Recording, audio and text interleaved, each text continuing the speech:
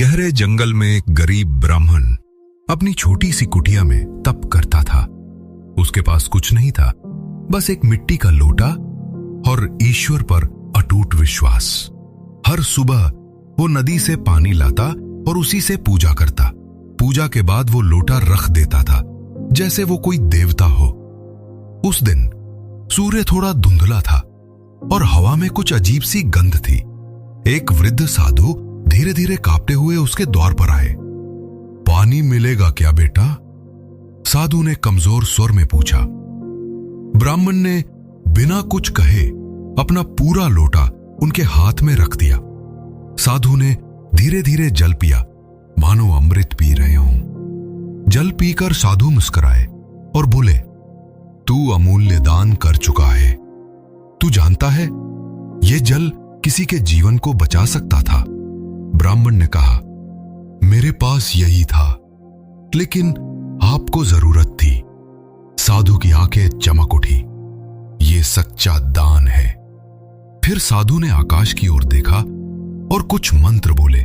अचानक आसमान से एक दिव्य पक्षी उतरा और लोटे के पास बैठ गया।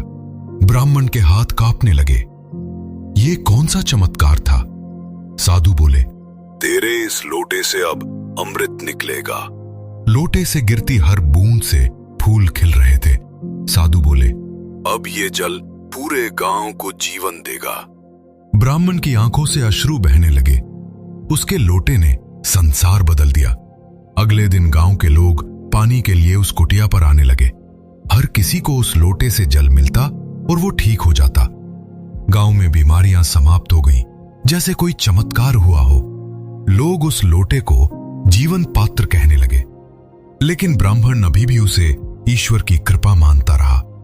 साधु अदृश्य हो चुके थे, जैसे वो ईश्वर का ही रूप थे। गांव वालों ने उस स्थान पर एक छोटा मंदिर बनवा दिया।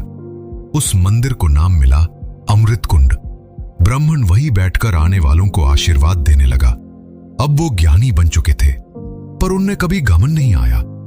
एक दिन एक राजा वहां आया, बीमार और थका हुआ। ब्राह्मण ने मुस्कुराकर उसे वही जल दिया। राजा ने जल पिया और उसकी आंखों से आंसू बहने लगे। मुझे मेरे कर्मों का फल मिल गया, राजा बोला। राजा ने उसी स्थान को तीर्थ बनाने का आदेश दे दिया। सालों बाद वो स्थान भारत के महानतम तीर्थों में गिना जाने लगा। हर रोग, हर पीड़ा का समाधान वहां मिलने लगा। लेकिन ब्राह्मण उसी तरह शांत और विनम्र रहा। उसने कभी स्वयं को चमत्कारी नहीं कहा। मैंने कुछ नहीं किया, जल ने सब किया है, वो कहता। उसी रात ब्राह्मण ध्यान में बैठा और समाधि में चला गया। सुबह लोग आए, लेकिन उसे देह में नहीं पाया। लोगों ने कहा वो ईश्वर का दूत था। उसके लिए एक छोटी मूर्ति बनाई गई, ध्यान मुद्रा में।